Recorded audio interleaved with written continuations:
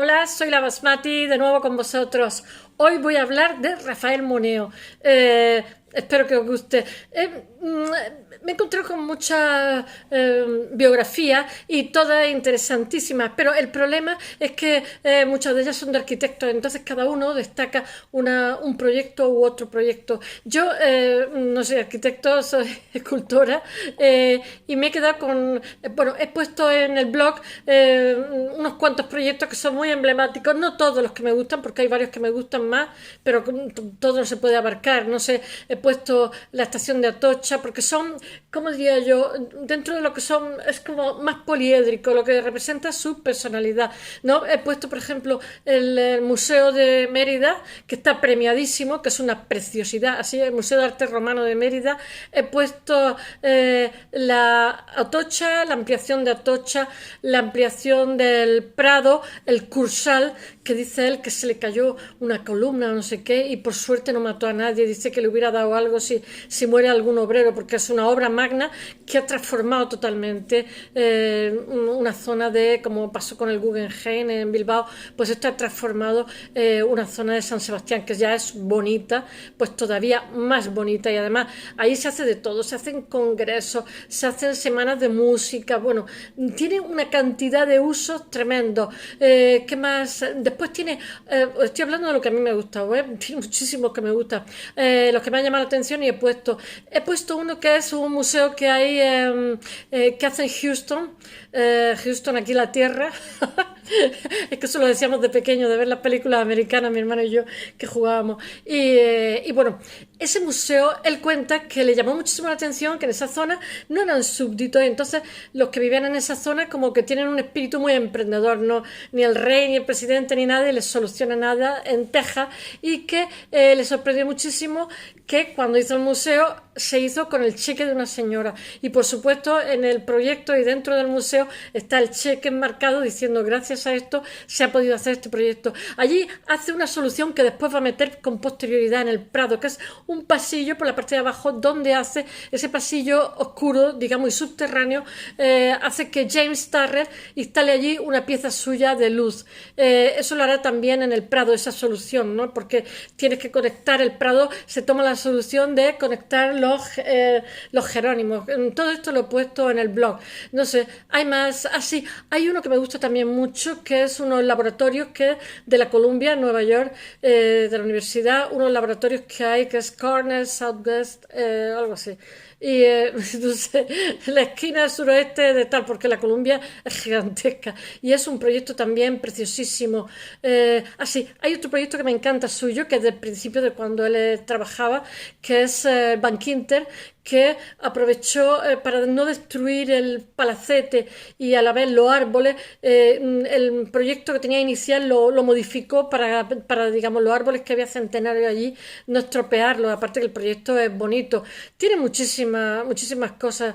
Estoy intentando acordarme. Bueno, pues pasa una cosa, he tomado una biografía de Rafael Moneo, pero después no me he resistido porque he estado leyendo que la Bienale de Venecia 2021 homenajea a Rafael Moneo. Y bueno, ahora el día 22 de mayo, o sea, antes de ayer, le dieron el León de Oro y lo homenajearon. Y entonces se ha hecho una exposición, el que lo lleva este año, el presidente del jurado de la Bienal, es un libanés, que no me acuerdo cómo se llama, Hashim, no sé qué, que es también arquitecto, más joven que Rafael Moneo, que no sé la edad que tiene que tener ahora, pero como sus 70, no, yo creo que 85 por ahí, no lo sé. Ya, no me ponga en un compromiso que todos los días. Ahora lo digo. Bueno, y entonces este señor, si me da tiempo, os voy a contar por qué decide que sea Moneo la persona homenajeada. Y no solamente es que se le da el León de Oro, etcétera, sino que todas sus maquetas de sus proyectos tal se ponen desde ahora, desde el 22 de mayo hasta el 1 o el 2 de noviembre. Se me ha olvidado contaros también otro proyecto que también me encanta, que es la Catedral de Los Ángeles, Catedral Nuestra Señora de Los Ángeles en Los Ángeles. Y después, así, hay otros proyectos. Uno es el Ayuntamiento de Murcia, que él dice que Bonet Correa, el padre, que es catedrático de de historia del arte, pues le dan diferentes ciudades de España, y una por la que pasa me parece que está en Sevilla, después, antes de ir a Madrid, otra está en Murcia, ¿no? Y entonces dice que cuando, o sea, es muy amigo, tiene amigos allí en Murcia, entonces cuando le preguntan, ese tiene una casa en Mujácar, tenía, de hace muchos años, entonces cuando le preguntan, el hijo hace todo el trabajo de los indialianos de mi tierra, son gente buenísima, cuando le preguntan quién podría hacer la ampliación del, ¿cómo se llama?, del ayuntamiento, que es casi un proyecto abstracto, y además como una plaza donde está la catedral, donde está una plaza como muy italiana, en fin. Entonces dice él que ahí está su proyecto abstracto, que al principio fue muy contestado, pero después, sin embargo, queda muy integrado ahí. Y entonces es Bonet Correa, que es amigo del alcalde, que le pregunta ¿quién nos podría hacer esto? Y entonces le dice, pues Rafael Moneo. Y ni corto ni perezoso se van a Rafael Moneo. Bueno, de Atocha no solamente hizo la estación, sino que después ha hecho la ampliación.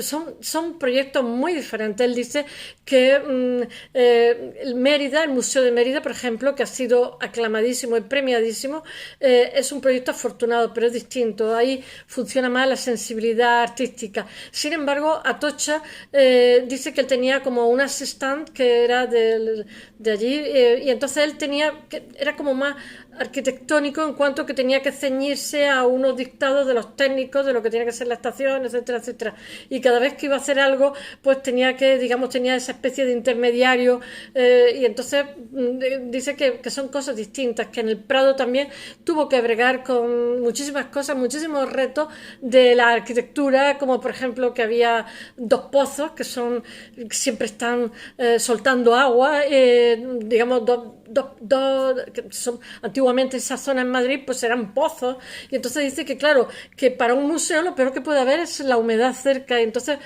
por otro lado no podía cegar los pozos, bueno, en fin, y entonces cuenta todo el proceso de la ampliación del Prado. Son retos dificilísimos, así dificilísimos. Y estaba oyendo una conferencia a la Fundación Juan Marc. La Fundación Juan Marc habitualmente habla sobre arquitectos y tal, pero en este caso, en vez de hablar sobre Galiano, lo que hicieron fue una entrevista para que él contara su vida, no lo contara un tercero. Y entonces lo he estado oyendo y opinar a su vez sobre los proyectos que hizo, lo cual es maravilloso porque es de primera mano y no en diferido. Y bueno, y ahí he sacado muchísimas conclusiones muy interesantes que ahora os la iré contando. Estoy pensando en proyectos que me haya dejado por ahí en el tintero. Él también, mirad, él, ahora lo contaré, es profesor, y profesor tiene una cátedra que la saca en Madrid, pero bueno, en fin, va a Barcelona, está años viviendo en Barcelona, es una cátedra de composición en la Escuela de Arquitectura, pero después de estar en España trabajando, se va a Harvard, y allí en Harvard llega a ser decano de arquitectura, y tiene también la cátedra, ¿cómo se llama? CERT. Ya sabéis que CERT trabajaba con Gropius, y Gropius, cuando fue a jubilarse, le preguntó al decano ¿quién quiere que sea su sucesor? ¿Quién cree usted que es merecedor de ser su sucesor? Dijo Joseph Lluís CERT.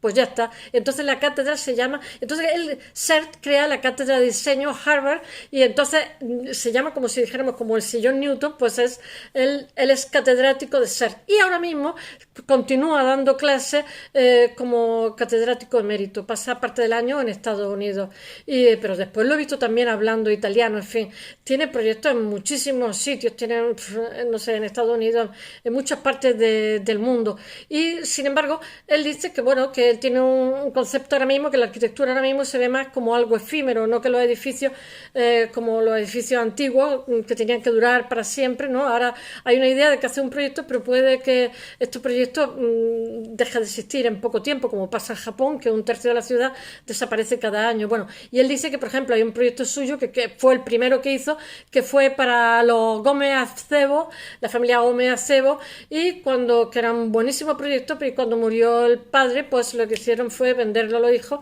y lo demolieron a poco tiempo. Y bueno, que hay que estar preparados para ese tipo de arquitectura. Bueno, lo que estaba contando también de Venecia es que este señor libanés, que es arquitecto, dice que deciden darle ese homenaje a Moneo porque Moneo es escritor, ha sido profesor no solamente en España, catedrático, sino también en Estados Unidos, que ha preparado a las nuevas generaciones, que es muy respetuoso con el entorno, y bueno, que es un arquitecto maravilloso, que cambia totalmente.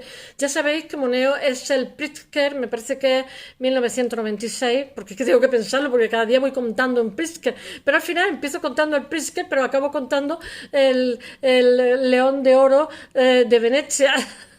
Que nada tiene que ver con el Pritzker, pero bueno, realmente lo que estoy siguiendo es la cadena de personajes para hablar de ello, porque no desde luego todo lo que eligen es maravilloso.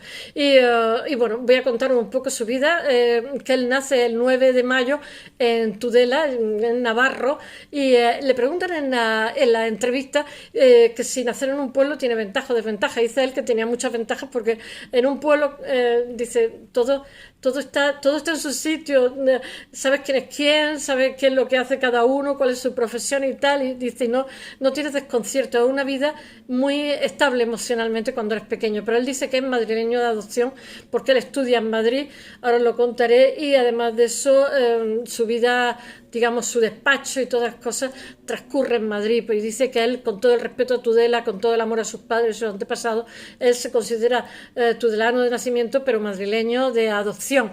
Bueno, él nace en 1937, ahora no quiero hacer las cuentas, pero tiene que tener su 80 y...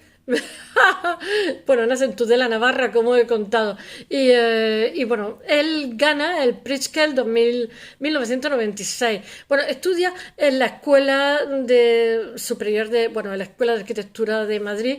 Él dice que solamente para entrar en arquitectura en aquellos años se pasaban 6 años para ingresar en una facultad, o sea, en una escuela de arquitectura, que después se tiraban con mucha suerte porque nadie hacía primero en un año, sino como poco tardaban 2 años, no sé, una locura de tiempo para hacer una carrera que encima de eso es muy difícil. Dice que tenían que estudiar 2 años de matemáticas, pero que él lo agradece y que tenían un dibujo muy, muy difícil. Y él dice que lo agradece esas matemáticas que tuvo que estudiar porque cuando llegó se le hizo más llevadera determinadas cosas. Y bueno, él estudia en la Politécnica de Madrid, que no sé cómo se llama, o Universidad Politécnica de Madrid, la Escuela de Arquitectura, como he dicho, en la que recibe su título de arquitecto en 1961. Pero después, entre el 58 y el 61, antes de acabar, él ha estado con Sáenz de Oiza, que es su maestro.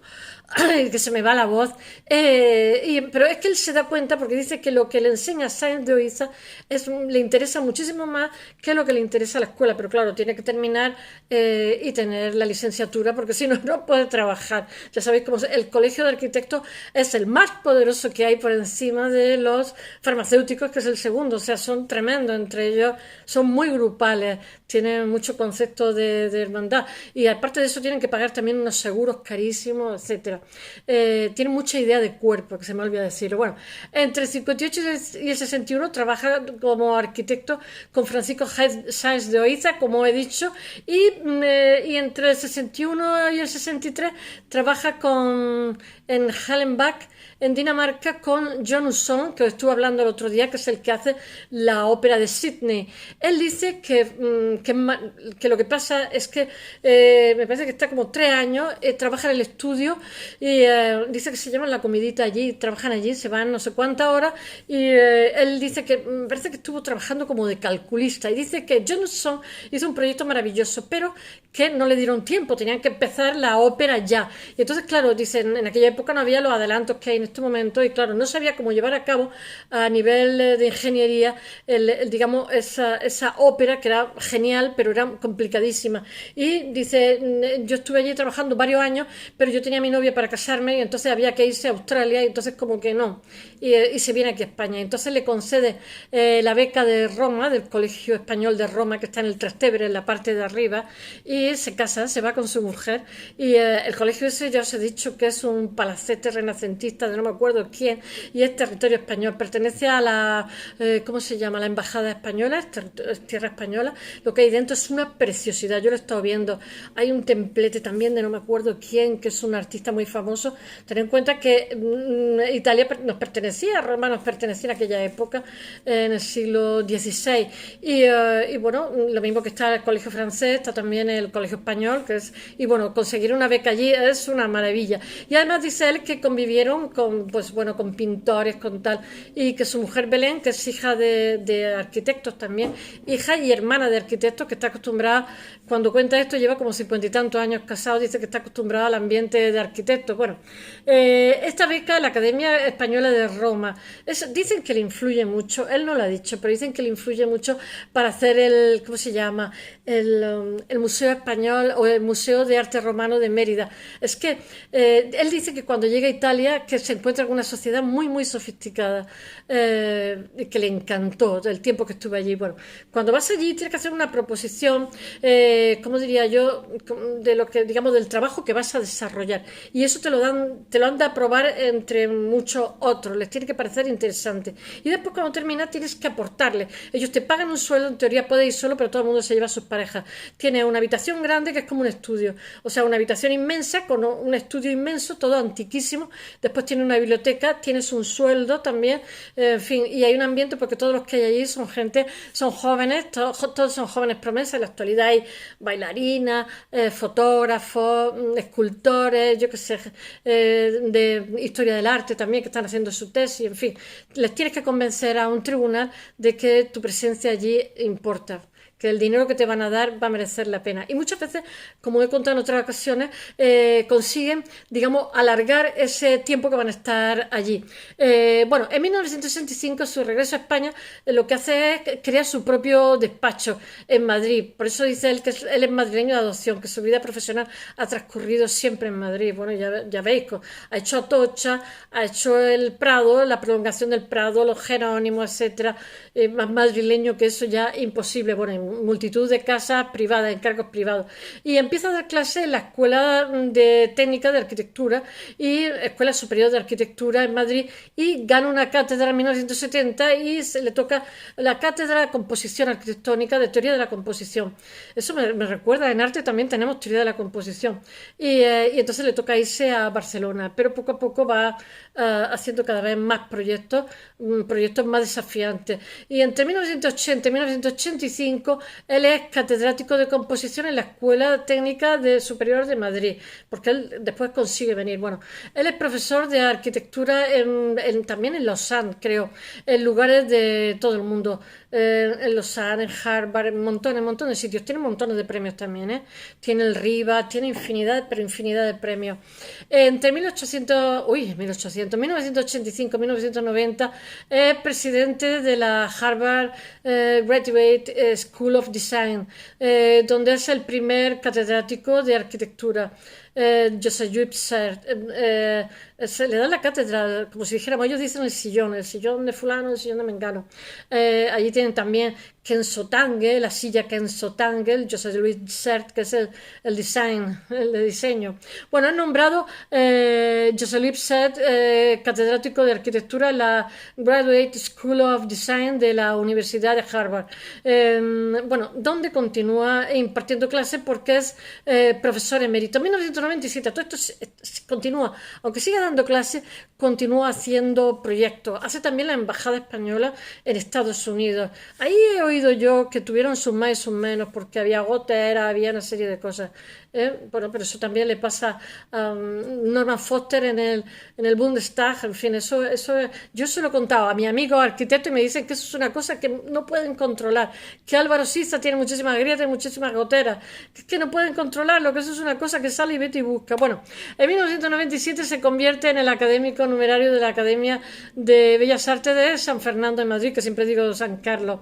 Entre sus proyectos españoles están, ¿cómo se llama?, la renovación del Palacio Vista Hermosa, que es el Museo Thyssen-Bornemisza, en Madrid. Está también el Museo Nacional de Arte Romano de Mérida, como os he dicho antes, y la ampliación de la estación del norte hoy del tren de Atocha, que después no solamente hace esa ampliación, sino que después hace otra ampliación, y allí llama a Úrculo coloca allí una escultura suya de bronce. Todo y cada uno de los arquitectos. En Alemania, por ejemplo, era obligatorio que cuando terminaba un edificio o terminara una obra, siempre tenía que haber una escultura. Y entonces, Oteiza, Chillida y tal, se gana muy bien la vida en la posguerra, que estaban caninos haciendo la escultura allí porque les pagan con marcos alemanes. Nuestra posguerra es que duró muchísimo y ellos estaban en plena reconstrucción. Y además lo cuenta Chillida, decía, bueno, como nos pagaban, nos ponían contentísimos. Y bueno, Madrid, lo que hacen también, pues por ejemplo, Renzo Piano lo hace con Cristina Cristina Iglesias. Cristina Iglesias tiene como poza en el proyecto de Botín de Santander, y este lo hace con Úrculo en Madrid, en la ampliación de Atocha. Lo elige como artista, digamos, que le dé un toque al proyecto arquitectónico. Después hace otro proyecto que es la fábrica de Diestre en Zaragoza. He estado también viendo, que se me ha olvidado deciros, ¿cómo se llama? Unas bodegas que hace en Mallorca, que no me acuerdo cómo se llama, creo que son de Can Riba, que son del siglo XVI, y entonces respeta las construcciones, muy bonita y muy de buen gusto. Bueno, y después hace también, ¿cómo se llama? El proyecto de la Fundación Pilar y Joan Miró en Mallorca, el proyecto que hace, que CERT había hecho parte de esa fundación, pero claro, las fundaciones tienen que crecer, los museos tal, porque están en continuo flujo de intercambiar cosas, adquirir cosas, etcétera. Y después hace la del banquete, que os he contado, que se la hace al principio de su carrera. Es una preciosidad, pero sí, una preciosidad, que querían que abatiera ¿cómo se llama? El palacete que había, y él dijo, el palacete se queda, y los árboles también. Es un arquitecto maravilloso. Y bueno, está el Ayuntamiento de Logroño, donde también diseña el anexo del ¿cómo se llama? De Murcia, o sea, también la prolongación como he dicho antes, que era gracias a Bonet Correa, que es amigo del alcalde, y el alcalde le pregunta que quién le podría hacer eso, qué le podría hacer algo interesante. Pero dice él que en Murcia tuvo al principio mucha controversia. Dice que también le ha pasado en otros trabajos, como por ejemplo el Prado y tal, que digamos mucho rechazo popular, y después con el tiempo todo lo contrario, muchísima aceptación. Dice, ni una cosa ni la otra se entienden. Bueno, que se termina en 1928. Sus últimos trabajos son la ampliación del Museo del Prado, como he contado, con los Jerónimos, la ampliación del Banco de España, que se me ha olvidado contaros, y una reproducción casi totalmente mimética del edificio existente, y la ampliación de la estación de Atocha, que eso se hace en el 11. Bueno, algunas de las obras destacadas de Moneo en Estados Unidos son el museo que os he dicho, bueno, la Catedral de Nuestra Señora de los Ángeles en Los Ángeles, y está también el museo, no sé cómo se llama, de arte David o algo así, David Wesley, algo así, que es la señora que suelta panoja, suelta un talón, y allí y el College en Massachusetts, y el Audrey Jones Beck Building, que es una ampliación del Museo de Bellas Artes de Houston, ese es el que he dicho. Moneo también diseña el centro de nuevo edificio para lo que he dicho, para la Escuela de Diseño de Rhode Island, y bueno, como he dicho, también la de la Columbia, que es que siempre pongo los diseños al final para intentar contar su vida. Esto es muy somero, porque su vida es muchísimo más interesante, muchísimo más amplio que esto, pero no cabe en el rato que tengo que contar. Bueno, está el edificio de la esquina